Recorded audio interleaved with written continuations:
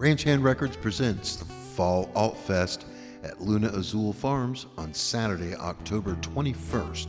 The doors open at 4 o'clock and music starts at 4:30. This is an all-ages event. Families are encouraged. There are no tickets needed, but you can pay what you can by donation at the door. Please remember to bring your own picnic, your beverages, your chairs, your easy-ups. It is a backyard party with 4 great original music artists. Starting out with the solo eclectic multi-instrumentalist from Rockbridge County, Katrina Starfish. From Seaville, Virginia, tenderness and absurdity and distortion in 3-minute ditties with girl choir. Out of Palmyra, Ranch Hand Records' own To Be Fair brings their passion, pain, and promise from a whisper to a scream. And wrapping up the evening out of Stanton, Virginia, spacey, swirly, curvy, shoegaze reverb rock of Bremen. Remember, the doors open at 4 o'clock. Music starts promptly at 4:30. Luna Azul Farms, Troy, Virginia. You can find out all about it at ranchhandrecords.com.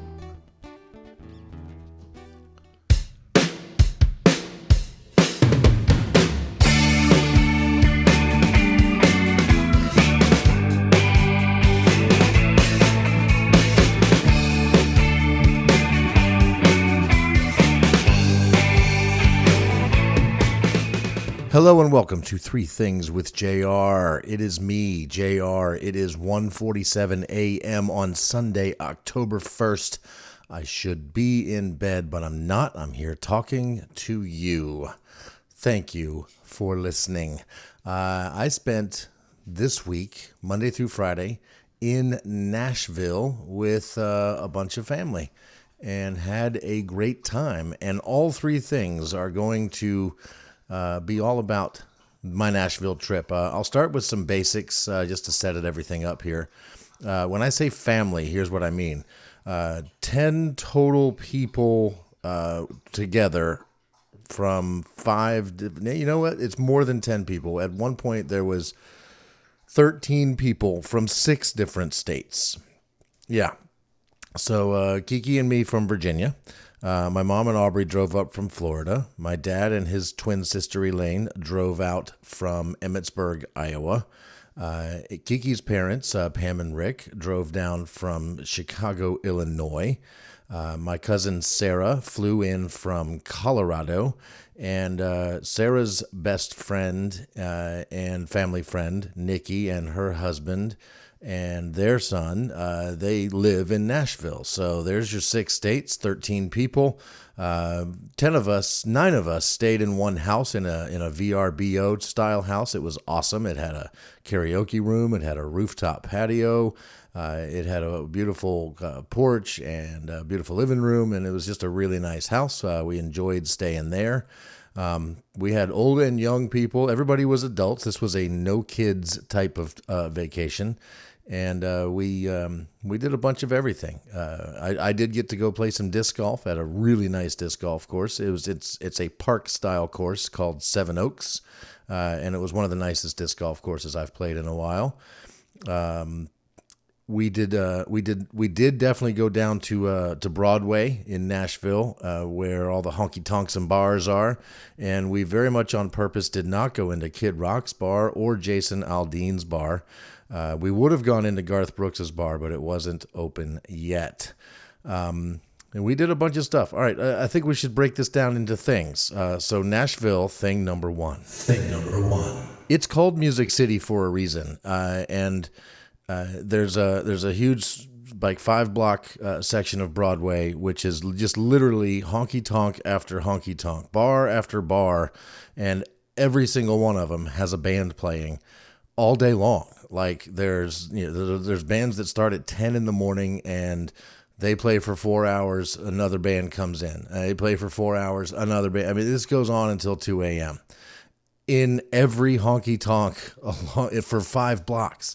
And then there's some other venues on side streets that are doing the same thing. It's insane how much live music there is.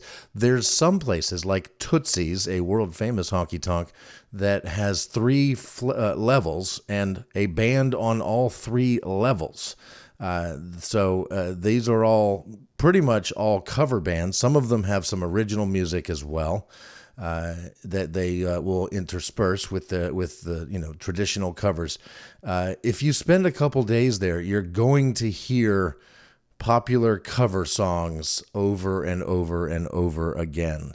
We definitely heard "Country Roads" by John Denver many times. Just walking down the street, you could hear three different versions almost at the same time. And I'm not really complaining about that. It was great. These bands were awesome. There was one band in a honky tonk called Lucky Bastard that was more in the rock and roll than they were into the traditional country-ish vibe. And so when they played a Green Day song, they said, you're not going to hear this Green Day song in most of these honky tonks in Nashville. You'll hear Basket Case everywhere you go, but very few bands are going to play American Idiot. And then they rocked it. And so it was awesome. We found a lot of little interesting, different sort of bands playing and tried to steer clear of the same old at many of these. Our favorite was when we went down Printer's Alley, which promises to have completely different styles of music from everywhere else. They even say jazz and blues and such. We saw three different bands playing at a couple different venues in Printer's Alley. And one of them was by far and away the best band we saw anywhere in Nashville the whole time we were there. It was a guy named Adam McDonough. And his band, he had a keyboardist, drums, bass player, and Adam, were just sick. I mean, they were incredible. They were doing everything from Gnarls Barkley, CeeLo Green, to some original stuff, to some others. I mean, just everything they did. It was nothing you were hearing at any of the other establishments on Broadway, and so they were fantastic. In fact, so good you should probably hear some Adam McDonough original stuff. I'll play you a little bit of one of his songs on Spotify called "Tell It Like It Is."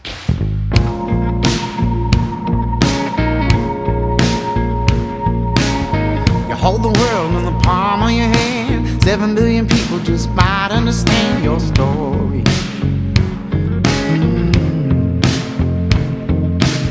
I wanna hear everything you got. How you started at the bottom and you made it to the top of the mountain.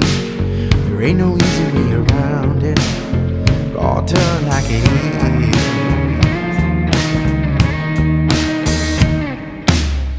Go on, tell me the truth, babe, and let's be honest.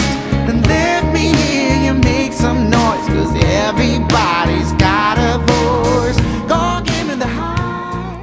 That's the voice we heard as we entered into this bar called Alley Taps, and we were not disappointed. We watched them, and we got in there. We heard one song. They took a break. We stuck around through the break to hear more songs, and we're not disappointed. Adam McDonough is his name. Check him out. He's on Spotify. McDonough, spelled McDonough. First name Adam. The band that was playing that same venue a couple hours later was called the Mexicants. Get it? Mexican, Mexicant. That's what they're going for. They were incredible. And not only were they great, but this guy walks up to the stage, and he's a very tall cowboy-looking dude, wearing cowboy boots, wearing jeans, clean jeans, not like dirty, rough cowboy jeans, but jeans, tight T-shirt, ripped muscles. I mean, this guy's clearly working out on a regular basis, and a cowboy hat. And he just looked perfect. He was exactly what you would want to look like if you wanted to look like a cool cowboy guy. And he just stood there at the front of the stage while the Mexicants were in between songs. And the lead guitar player for the Mexicants hands him his guitar and leaves the stage. And this guy takes the guitar and gets going with the band, and I guess they're going to play some songs, and I'm thinking, all right, so this guy, they must know him. Maybe he's a regular. He's done with his farm work for the day, and he's here to play some music. How good's this going to be? And he immediately begins to shred, sounding equally shreddable as Stevie Ray Vaughan, and he does play some Stevie Ray Vaughan, and played a whole bunch of other stuff. He sings like a canary, and by the end of 6 or 7 songs, he's sweating like a pig, and all of the women in the place were front and center and very, very into it. And he was amazing. His name is Colt Prather, Prather. And let's see if I can find him on Spotify here, because I Googled him while we were there. And yeah, he's done some stuff. And he actually kind of earned a name for himself by doing that, going up to bands and playing with them at honky tonks in Nashville. All right, here's Colt Prather.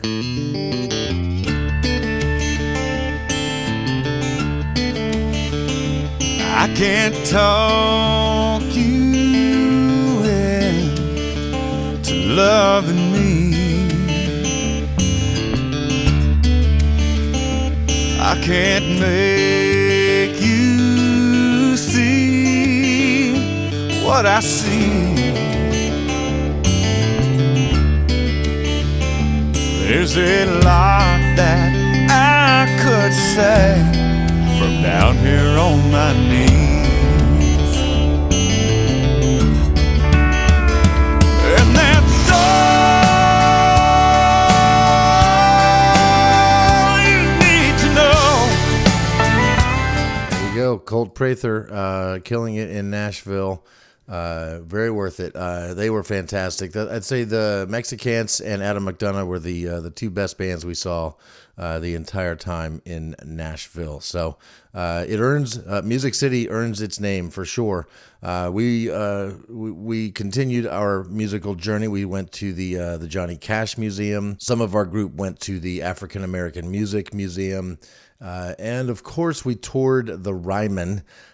Which I've definitely seen some videos of some bands playing at they've always called it the iconic Ryman Theater. I had no idea why it was so iconic, other than it was old, and it's where the Grand Ole Opry really got going.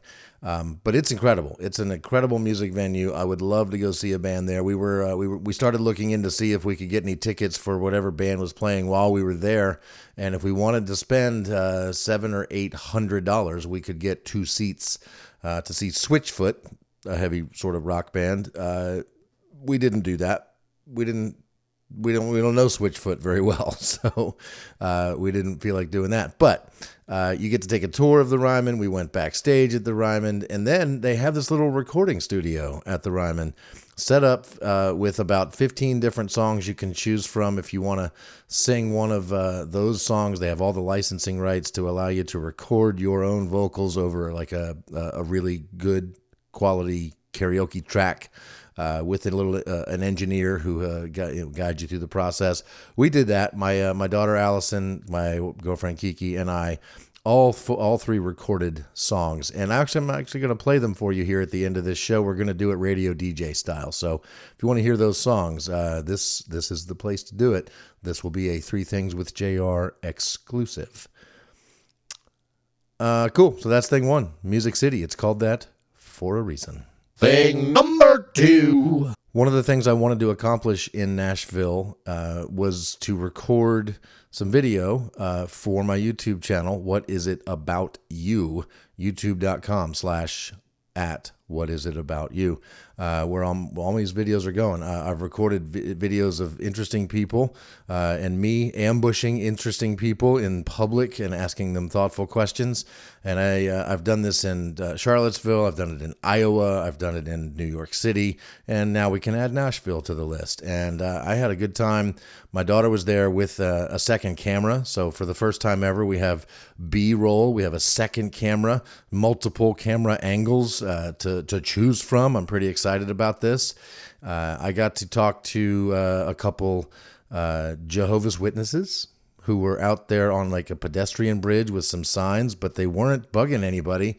They were only waiting for people to come up and talk to them. So I figured I should talk to them.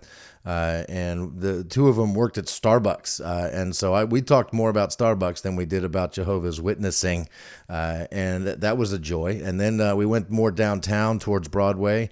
I found some very interesting homeless people, mainly homeless people, and a guy who was in the Marines who's retiring to Nashville, a mother with a son who's got encephalitis, but she's on vacation and he's at summer camp, and just a bunch of good stuff. Talked to some really nice people. And so you should be looking for new What Is It About You videos from Nashville coming out in the upcoming weeks.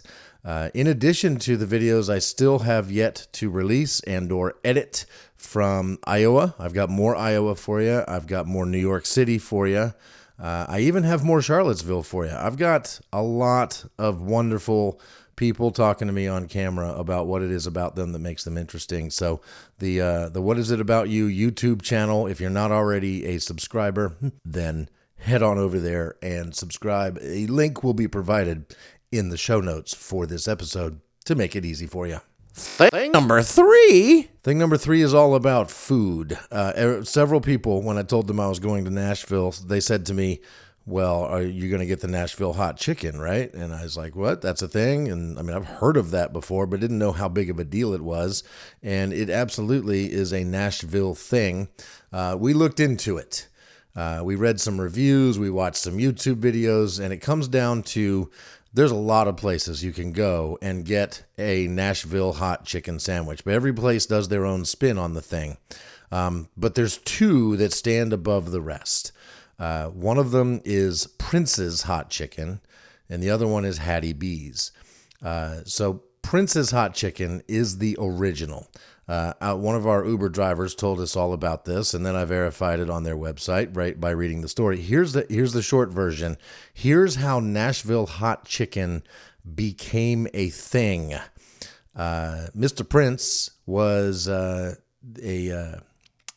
he was quite the ladies' man. Even though he had a steady woman at home, he was known to go gallivanting around town, and she was getting sick of this. So one night or one day, she decided to try to get even with him and make him pay. And so she made some hot chicken with some spices and herbs that were supposed to cause him some discomfort, some pain, and this was going to be his punishment, and she was going to make sure he knew about what she did to him after he experienced the hot chicken coming in and going out.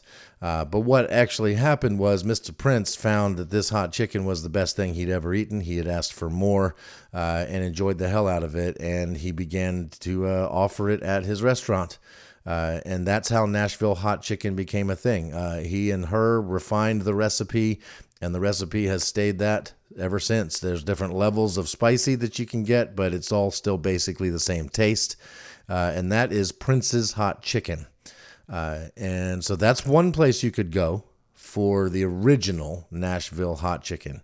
Another place, though, that comes more highly recommended, and I see why, and I agree, is Hattie B's. Hattie B's has not been around that long. It doesn't have that kind of origin story. It's a family-owned affair who they love this Nashville Hot Chicken. They developed their own recipe, and I would say it's very similar to Prince's.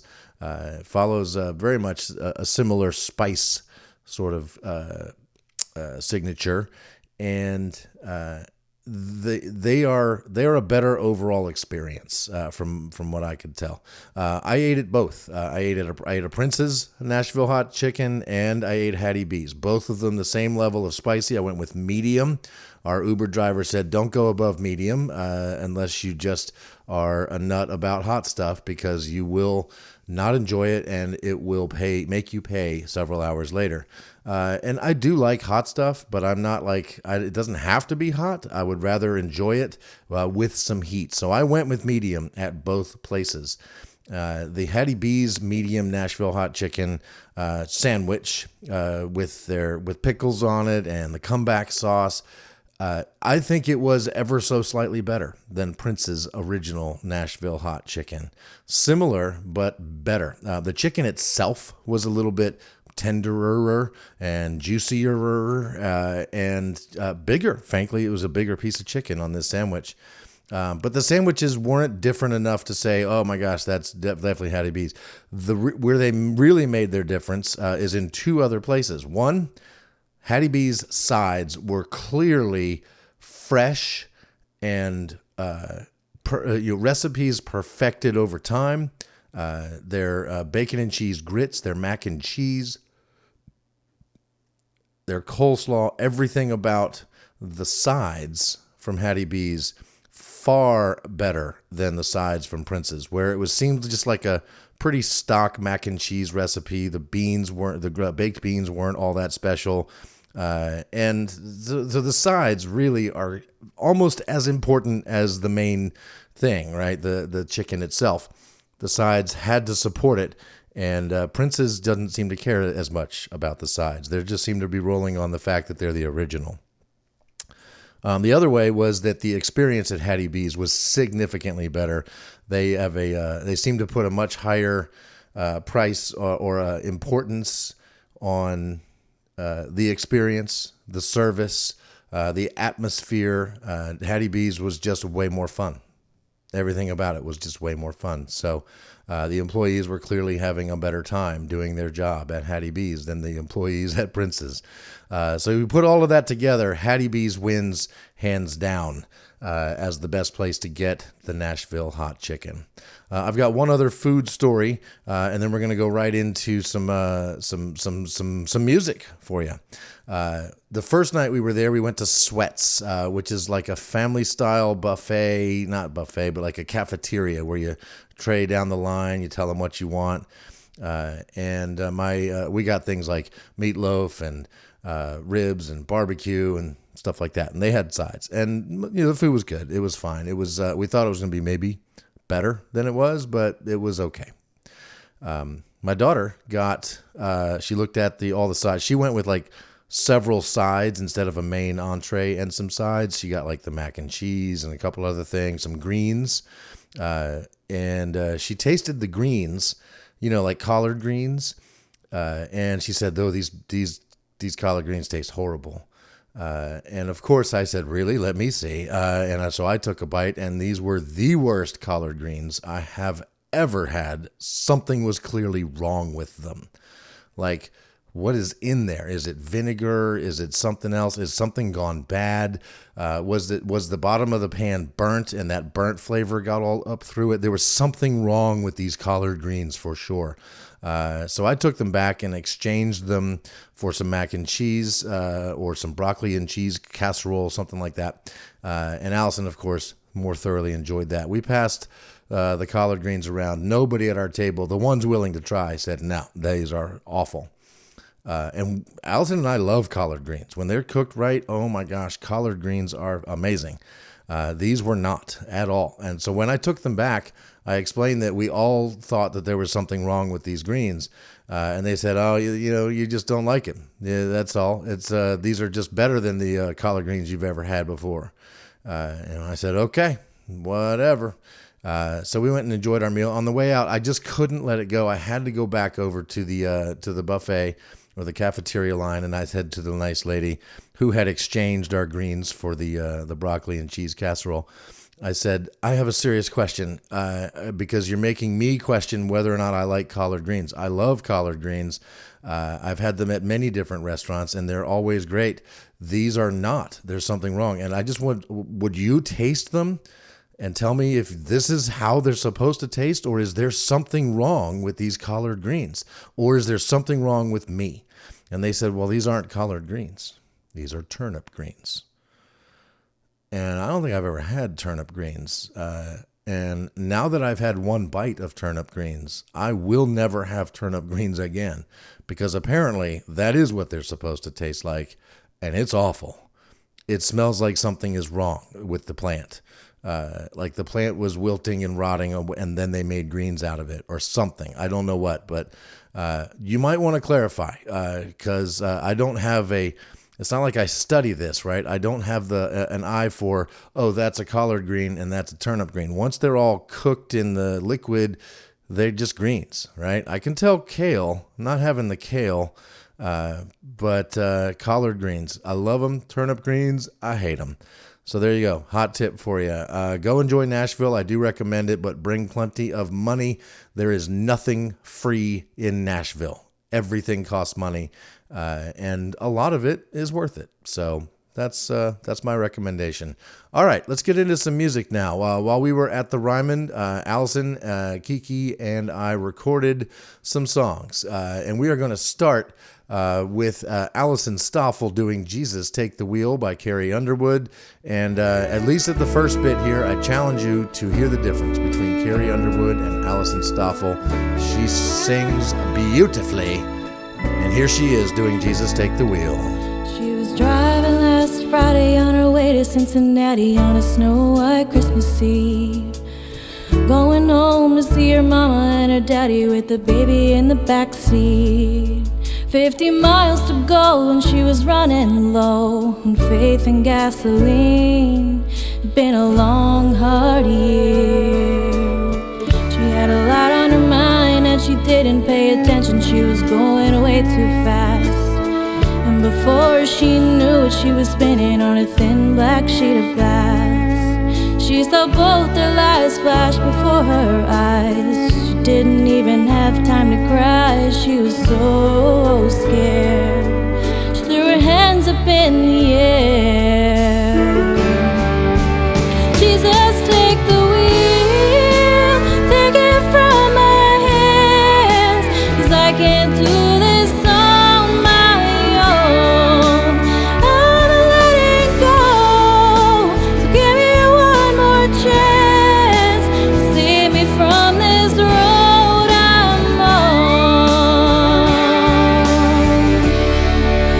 Jesus, take the wheel.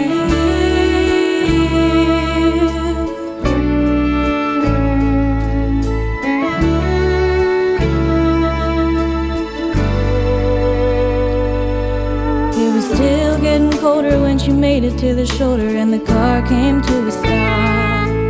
She cried when she saw that baby in the backseat sleeping like a rock.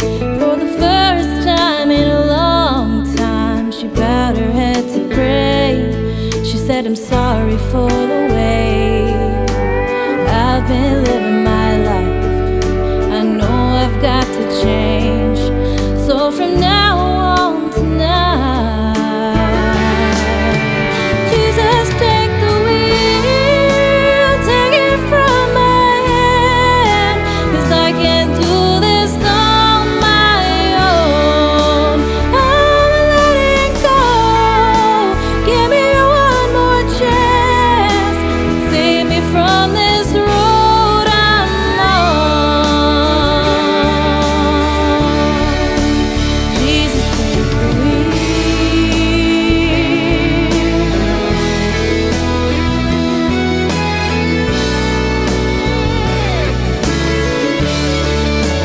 I'm letting go, give me one more chance, save me from this road I'm on.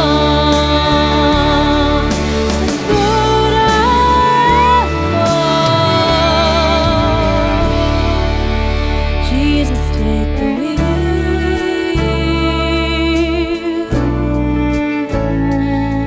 Take it from me.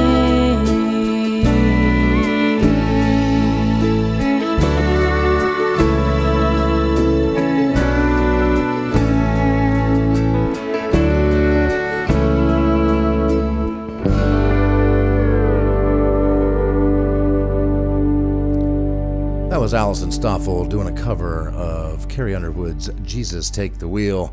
And for a little bit there, I thought I had clicked the wrong button and played the Carrie Underwood track, but nope, that was Allison, recorded live in the studio at the Ryman in Nashville, Tennessee. This next track, also recorded live at the Ryman in Nashville, Tennessee. It's appropriate to be playing this. I'm recording this early on a Sunday morning, so let's go to church a little bit here. This is Kiki Osborne doing Amazing Grace. Oh, how sweet the sound. On Three Things with JR. Amazing grace, how sweet the sound that saved a wretch like me. I once was lost, but now I'm found, was blind, but now I see. 'Twas grace that taught my heart to fear, and grace my fears relieved. Oh, precious did that grace appear, the hour I first believed. When we've been here 10,000 years, bright shining as the sun, we've no less days to sing God's praise than when we first begun. We've no less days to sing God's praise than when we first begun.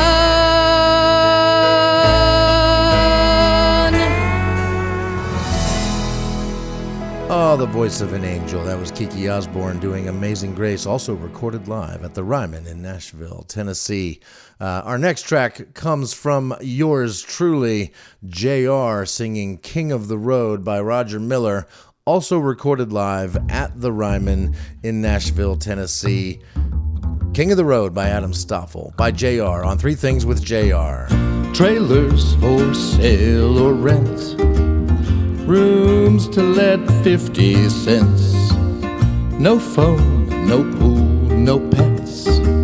I ain't got no cigarettes, but 2 hours of pushing broom buys an 8 by 12 4-bedroom. I'm a man of means by no means, king of the road.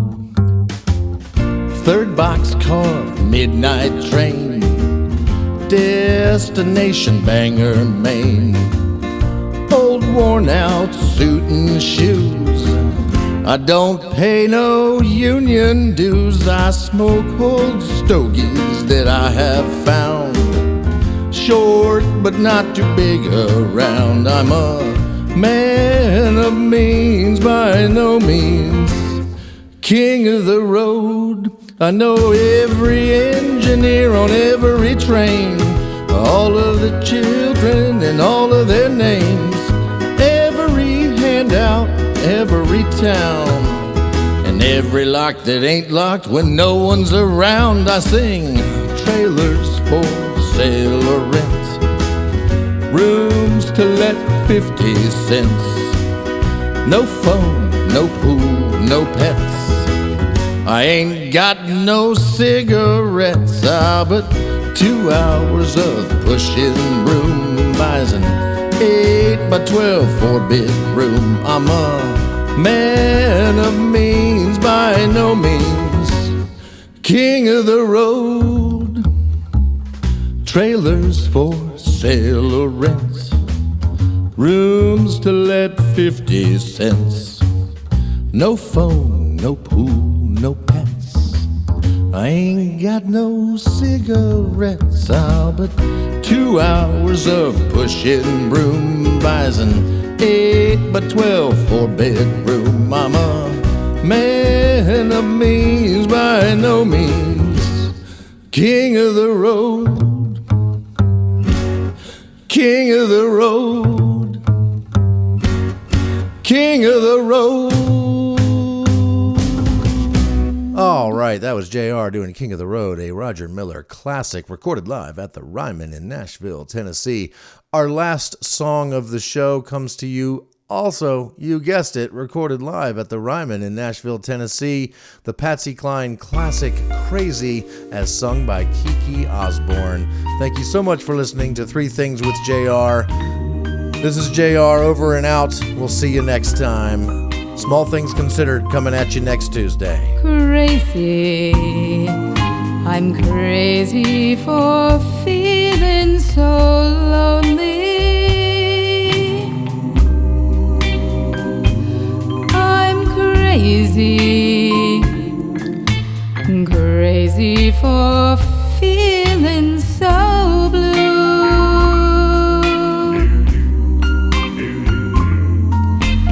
I knew you'd love me as long as you wanted,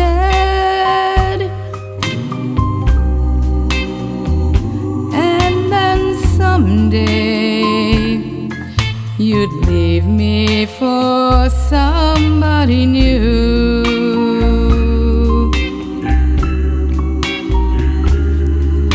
Worry,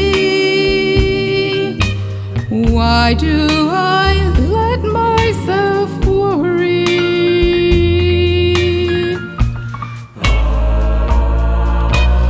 Wondering, what in the world did I do?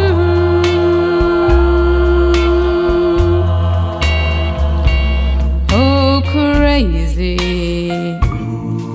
for thinking that my love could hold you.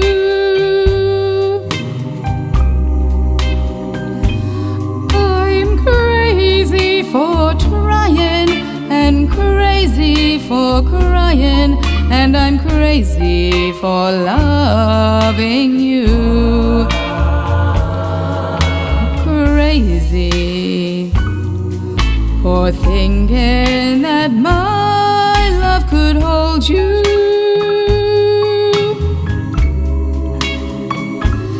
I'm crazy for trying and crazy for crying, and I'm crazy for loving you.